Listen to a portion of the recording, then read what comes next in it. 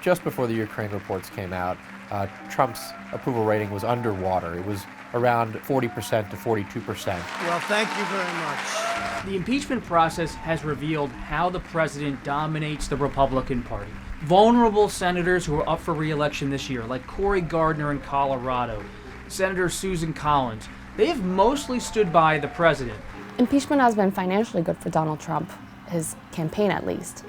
He has raised gobs of money to the Republican Party, to his re-election committee, and it's been a really great fundraiser for him. Trump's approval rating is up to 44% of Americans in our latest post-ABC poll. That matches his highest of his administration, and it's up 6 points from the fall. Even though we heard really high-profile hearings from Gordon Sondland and many other people, we weren't seeing a lot of attitudes change.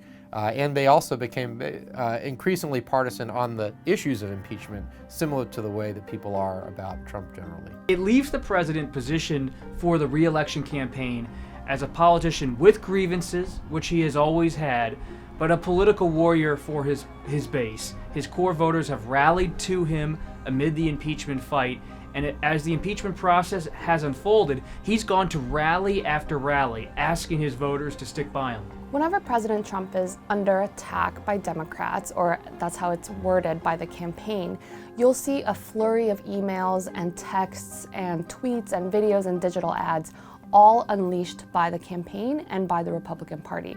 So they're very coordinated in the way they raise money off of these moments, because they know that if you tap the donors at the right time, they will give, because they've done that consistently. I think he's in a pretty good spot right now.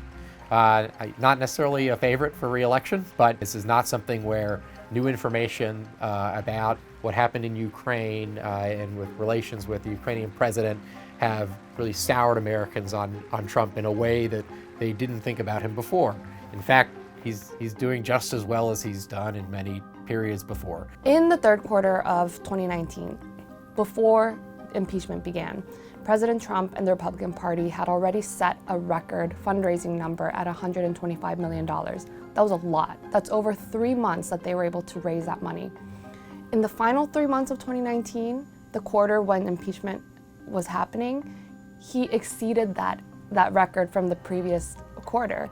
He raised $154 million in just 3 months, all while impeachment is happening.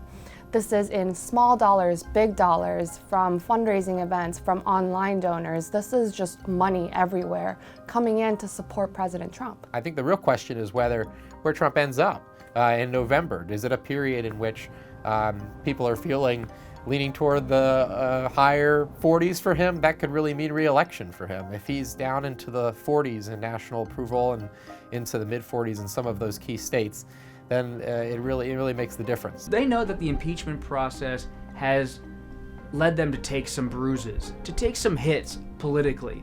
The president has had his conduct questioned. He has shown that the Republican Party is not going to break from him, but this has not been an enjoyable process for this president.